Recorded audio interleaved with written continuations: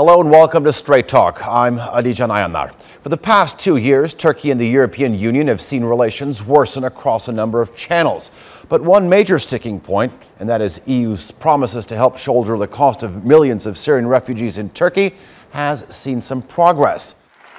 Recently, EU bloc leaders agreed to release the final $3.5 billion installment as part of a refugee deal.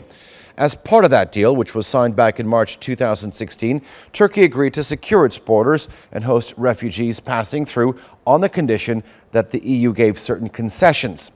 The agreement included a $7 billion payment that would support Syrian refugees in Turkey, the EU to re-energize accession talks, and for the bloc to grant visa-free travel for Turkish nationals. And with the recent re-election of President Recep Tayyip Erdogan, hopes were high that this positive momentum would continue. But earlier this month, Ankara and Berlin ignited a new spat after the closure of a German embassy school in Izmir over licensing issues. Turkish officials also recently warned that they will have minimum dialogue with the new EU term president Austria. Last month, Austria announced it would be closing several mosques and expelling dozens of Turkish imams. The move prompted strong condemnation from Ankara.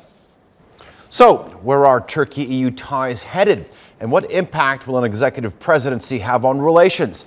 To discuss this, I'm now joined by Özdemir. He's an associate professor of economics at Istanbul's Ticaret University, and Achilles Koras, who is a professor of international law at the University of Bristol. Gentlemen, good to have you here on Straight Talk. Oz, let's start with you. Now, accession talks between Turkey and the European Union have been going on for decades now. There have been good times and not so good times. But last Sunday, President Recep Tayyip Erdogan had an overwhelming victory in the elections, in the presidential elections. How will Turkey move forward with a presidency with extended powers with its relations with the European Union in this new chapter? Yeah, to be honest, when we look to Erdogan's position for a while, he was very much opposed by the European leaders, European Parliament, and some other institutions in the Europe. So, and it was always a payback or backfire by Erdogan that he was being elected. He's trying to improve the democracy within the country, and he was always trying to convince those European leaders that Turkey is sticking to the EU membership process. Under a new system of governance, with a presidency which holds more powers, how is Turkey going to move down this path? If the President Erdogan and his team will go back to the EU membership path again, if they decide this, that's going to be faster when you compare with the past process, because now they can go forward with the decisions that they can do because they have the legislative power now. Where does the European Union see Turkey? We know that it sees it as a valuable potential partner, but there are some countries that have been reluctant in terms of Turkey's accession. Let's be realistic. And it's particularly because of perhaps President Erdogan's rhetoric, his style of governance. We know that after Sunday's elections that President Erdogan will lead Turkey for at least another 5 years. Is there a sense in Europe that's, all right, we're going to have to deal with it since President Erdogan's on the top for another 5 years? Well, I think we should distinguish the dimension of the person from the dimension of the structural problems between the European Union and Turkey. Elections create emotions, they personalize the issues, and this is what happened in the period leading up to the Turkish presidential election. Now this emotional dimension is over, and what remain are the structural problems. And when I read the report of the Commission on the Turkish accession process of 2018, what I can see is that there is a fundamental incompatibility between the two systems. Turkey takes a path which is not consistent with what the Europeans understand as a liberal democracy. And let's not forget, Europe, the European Union, is not an international organization as any other. It is a club of liberal democracies. And the fact that now you have an executive presidency is seen in Europe sometimes as a problem because it muddles somehow the separation of power and the checks and balances in a governance system. So in a sense, the problems are deeper and structural with regard to the accession. That said, Turkey is a strategic partner of Europe on a realist perspective and on the level of international relations. And the tensions that we have are part of the fact that we want to be something more than simply two strategic partners. We want to belong one day to one family. And the question is whether Turkey likes that path of Europe, whether Turkey can fit into the European system. Oz, strategic partners, but there are some structural issues.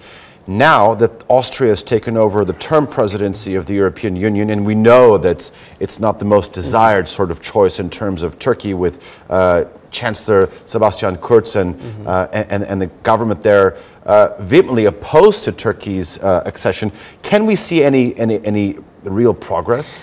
We know that Austria has been one of the biggest opposition in the Turkish EU membership process. It's not only about the Sebastian Kurz, but it's also about the Austria's position to Turkey for a while.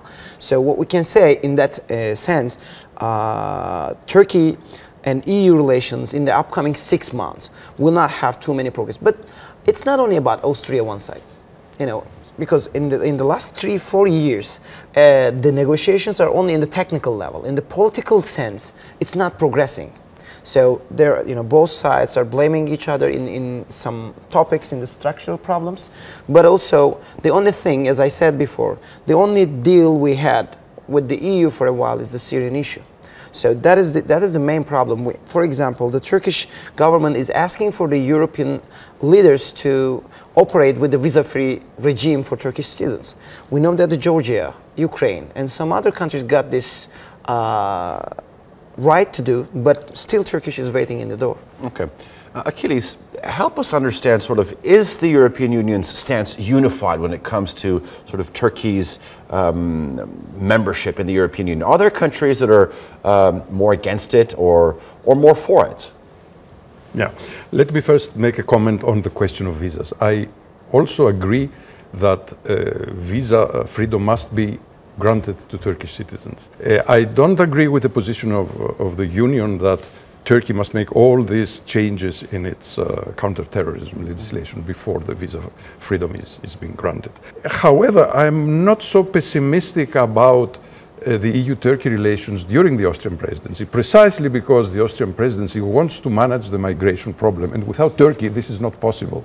So we may see, that can be my wild speculation, that perhaps the center of gravity will move from the accession process to a more international cooperation, where we leave on the side the internal issues that we have, and we are looking to the international scene. Because here, let's not forget that the migration problem is part of Turkey's geopolitical problem as well, because at the Turkish border there is a chaotic situation development. The Middle East and North Africa region is collapsing. Europe is dealing with the biggest migration crisis since the end of World War II. When you look at the core values of the European Union, the respect for human rights, the respect for human dignity, the rule of law, are we seeing this crisis sort of challenge these core values and relations with Turkey? Mm-hmm. It does indeed.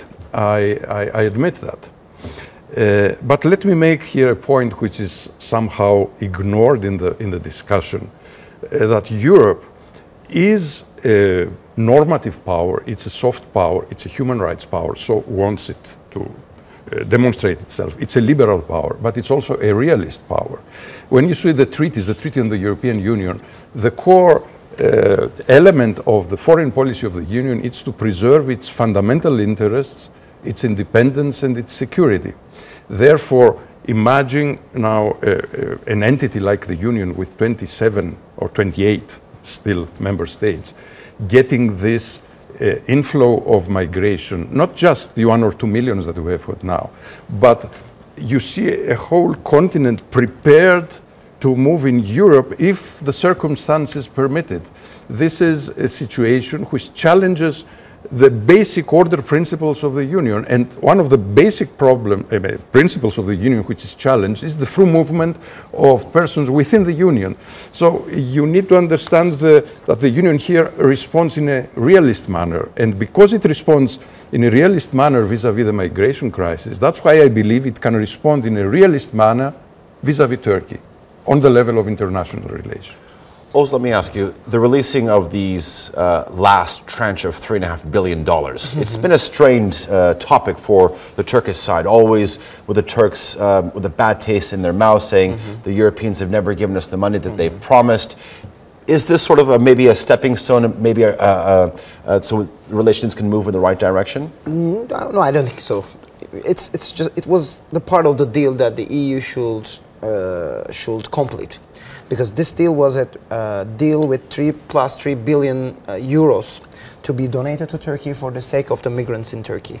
And the Turkish government was supposed to control its borders for not letting the people to go or to flow to Europe. And Turkey got this responsibility for a while, since the beginning of this deal. The fundamental problems, the structural problems are just sitting there. And we're just limiting Turkey-EU relations to the migration deal or the refugee deal. And I think this is the biggest unfair thing that we're doing to this relation. It's limiting it to the visa-free travel, limiting it to the refugee deal. These are just some kind of deals that we have been doing, like with Russia or with some other countries. But we are expecting for both parties to be closer to each other, to complete an accession process. And now it's behaved like Turkey is a strategic partner. Turkey is an international partner for solution of the EU's problems. It's like a stakeholder. No, these problems are joint problems. Oğuz Demir and Achilles Skolas, thank you very much for joining us here on Straight Talk. Turkey is currently among the 20 largest economies in the world, but the Turkish government has ambitious plans to lift the country into the top 10 in the next 5 years. To accomplish that, they're turning to the construction sector in the form of megaprojects. Ömer Kablan tells us what some of these plans will cost and what effect it will have on the economy. Turkey is undergoing a building boom, and leading the charge is the Turkish government with a $400 billion spending spree. In return, the government expects a modernized infrastructure while creating thousands of new jobs. Among the mega projects is the new $25 billion Istanbul airport. The annual passenger capacity of the airport is expected to be 150 million, making it the world's largest. Turkey is the world's most strategically important geographically located country in the world. As we know from the history as well, it has always been a barrier and a bridge between the two continents, Europe and Asia. And then there is what the Turkish president calls a crazy project. The $10 billion plan will include the construction of a 45-kilometer canal parallel to the Bosphorus Strait that divides Europe and Asia. The aim is to reduce shipping traffic through the Bosphorus and minimize risks and dangers, particularly those associated with tankers. Back on land, this is said to be Europe's longest rail network, stretching 10,000 kilometers. This $45 billion high-speed train project will spread all across the country. And this addition to the Istanbul suburban rail network called the Marmara passes under the Bosphorus Strait in 4 minutes. Its price tag just over $5 billion. Also being built is a financial center in the heart of Istanbul. The $5 billion project takes inspiration from New York's Wall Street. Turkey also aims to become a regional energy hub once this $10 billion pipeline is built. It will be used to transfer natural gas from Azerbaijan to consumers in Europe. The Turkish government says it's guiding the nation towards a path of long-term economic growth. And one of its main strategies is the development and modernization of the country's infrastructure. Here in Istanbul, wherever you look, it's hard to miss one of these mega structures. There have been concerns about some of these ambitious projects, but after being elected as Turkey's first executive president on June 24, hopes are high that President Erdogan will be able to push these mega projects through.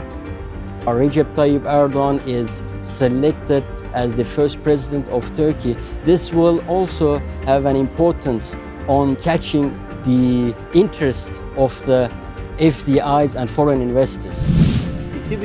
And President Erdogan's projections are pretty optimistic. Türkiye, dünyanın en büyük 10 ekonomisi arasına girmeyi hedeflediğimiz 2023 vizyonumuzu adım adım hayata geçiriyoruz.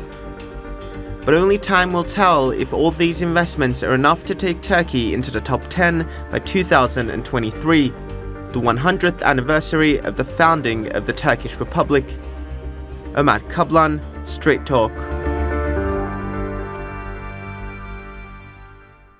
And joining me now is Hakan Akbaş, who is a senior advisor at the Albright Stonebridge Group here in Turkey, and Ahmet Vefik Alp, who is a professor of architecture and city planning at the International Academy of Architecture. Gentlemen, welcome to you both here on Straight Talk. Hakan, let me start off with you. When you look at the Turkish construction sector, it's one of the leading sectors in the economy and one of the most dynamic ones in the world. Why has Turkey chosen to concentrate on this particular model in terms of the engine behind its growth? Well, Turkey is a high-growth country that needs to develop rapidly. So therefore, with construction, within the fields of energy, healthcare, and transportation, it is started making building these mega projects. So that creates obviously growth, that creates employment, and also that creates a number of projects which I think can lend itself to even further investments. So therefore, it's a must for Turkey. Ahmet Vefik, yes. At the end of next year, the first phase will be completed in what's believed to be one of the world's largest airports. Yes. In the coming years, we're going to have a waterway linking the Black Sea, a second waterway linking the Black Sea and the Marmara Sea. Even our president, Recep Tayyip Erdogan, has called it a crazy one, the crazy project. These massive infrastructure projects must have some sort of environmental impact. That's right. Well, today, one of the major problems of the mankind is those growing cities beyond the control. There are about 20 mega cities. Istanbul is one of them, which grow in a very rapid pace, and that brings a lot of problems, not only environmental but health problems, population problems, traffic, urban problems, and so on. Do you think the government has sort of considered this to the degree it needs to be before planning these projects? Well, my concern basically is that some of the projects that our government has done were not being properly located. The project is very nice. It's a very distinctive piece of engineering, but the localization is not proper. In general, the projects you have mentioned and the other ones where I've been also part, such as the Bosphorus tubes, the first one and the second one, and there will be another one coming, the third tube, which will be 3 levels. That's also one of my projects when I was a candidate for the mayorship of the Greater Istanbul. But our major concern as urban planners for Istanbul was to grow Istanbul to the north. Because as we know, Istanbul has been totally built from Tekirdağ to Gebze. So let's put that into perspective, on a west-east axis rather than a north-south axis. On the south shore. So we've been hoping that the northern forest and green areas will remain intact to establish a nice ecological balance. Hakan Akbaş, let me ask you, when you look at these mega projects, a lot of them, these consortiums, they have to go onto the international financial markets to secure billions of dollars. With this current state of the Turkish economy, the Turkish lira weakening against most foreign currencies, inflation on the rise, is this model sort of sustainable? Well, Turkey does have a rather successful track record of taking these projects on through public-private partnerships and delivering them. Therefore, with this track record, that should not be a big issue. And while having said that, it is true that both US and EU, ECB, have started to tightening up. So with a tighter monetary environment, obviously these projects, especially in emerging markets like Turkey, there will be, without any doubt, more scrutiny around them. But again, because of our track record, and because Turkey will be attracting not just local construction companies, but also international players into these major mega projects, most of these global players will likely come with their own financing capacity. So I don't see this as a problem, but I think that the structure of these public-private partnerships will also play a key role. Turkey is a successful player when it comes to the build, operate, transfer model. What happens when you look at President Erdogan ready to assume a role that has extended powers? Do you think this will sort of boost investor confidence when it comes to foreign direct investment? It certainly should, because with the presidency, the design intention is to actually help big investors to come in and invest and finance these mega projects. Because previously there has been a lot of complaints from the global investors that we deal with about this bureaucracy and how it is slowing things down and how decision making has been like fragmented. With this whole presidency, especially considering the presidency will have a dedicated agency for investments, that will surely help the execution side. But also under President Erdogan in the last 16 years, Turkey has attracted record amounts of FDI inflows. So that will also feed into the successful execution and financing of these future mega projects. Ahmet Vefik, you were not too happy about the urbanization plan of Istanbul. That rate is very high in Turkey, but when you compare this urbanization in other countries, a lot of it is actually sort of, it's either been stunted by policy or it's proceeded without a government plan. Is there a method to the madness here in Turkey? Well, one major issue, I believe, is to bring all the large mega projects to Istanbul. Why not to locate some of the projects in other cities or point of attraction? For example, I would like to give one example which was unsuccessful, the Formula One system, which has been on the Anatolian side.